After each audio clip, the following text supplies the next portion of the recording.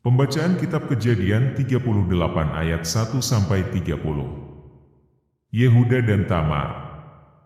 Pada waktu itu Yehuda meninggalkan saudara-saudaranya dan menumpang pada seorang adulam yang namanya Hira.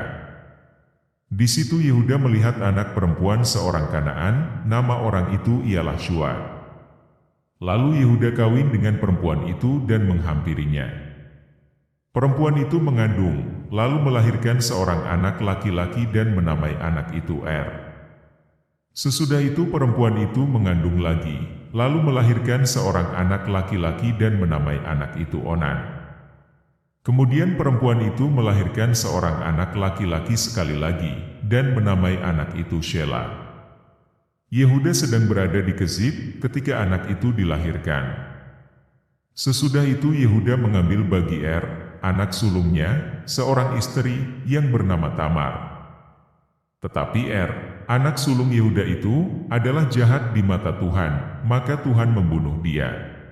Lalu berkatalah Yehuda kepada Onan, hampirilah istri kakakmu itu, kawinlah dengan dia sebagai ganti kakakmu dan bangkitkanlah keturunan bagi kakakmu.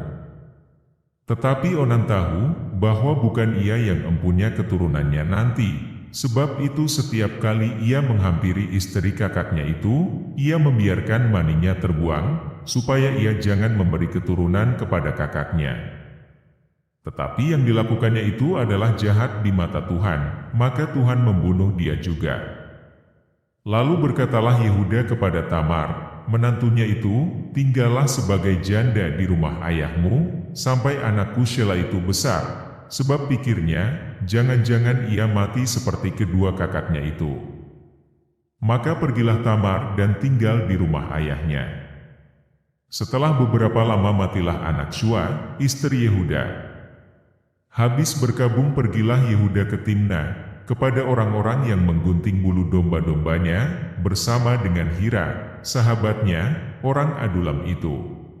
Ketika dikabarkan kepada Tamar, bapa mertuamu sedang di jalan ke Timna untuk menggunting bulu domba-dombanya.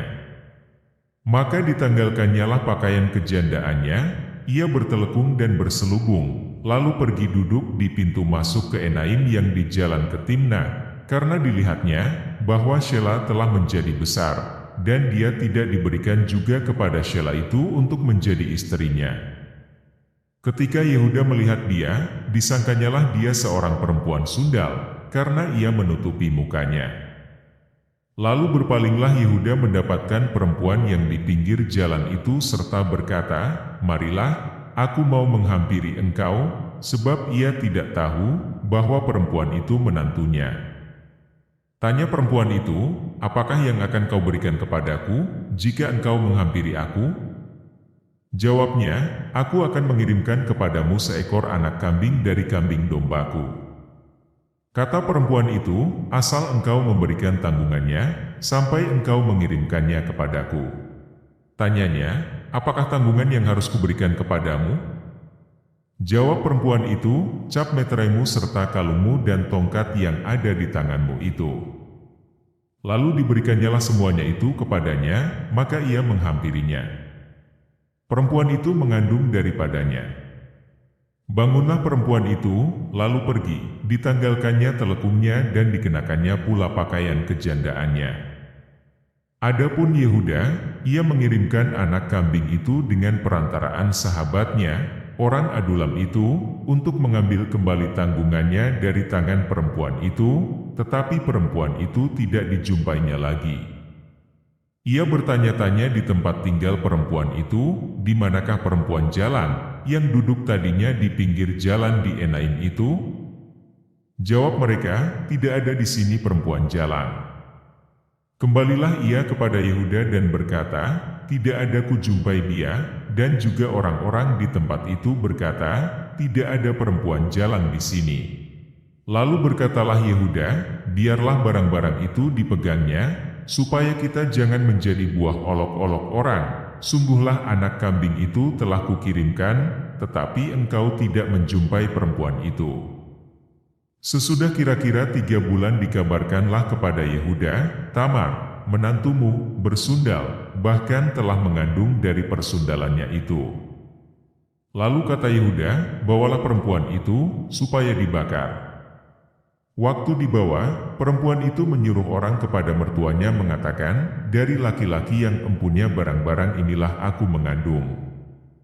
Juga dikatakannya, periksalah, siapa yang empunya cap meterai serta kalung dan tongkat ini. Yehuda memeriksa barang-barang itu, lalu berkata, bukan aku, tetapi perempuan itulah yang benar, karena memang aku tidak memberikan dia kepada Shelah, anakku. Dan ia tidak bersetubuh lagi dengan perempuan itu. Pada waktu perempuan itu hendak bersalin, nyatalah ada anak kembar dalam kandungannya. Dan ketika ia bersalin, seorang dari anak itu mengeluarkan tangannya, lalu dipegang oleh bidan, diikatnya dengan benang kirmisi serta berkata, inilah yang lebih dahulu keluar. Ketika anak itu menarik tangannya kembali, keluarlah saudaranya laki-laki, dan bidan itu berkata, alangkah kuatnya engkau menembus keluar, maka anak itu dinamai Peres. Sesudah itu keluarlah saudaranya laki-laki yang tangannya telah berikat benang kirmisi itu, lalu kepadanya diberi nama Zerah. Demikianlah sabda Tuhan, syukur kepada Allah.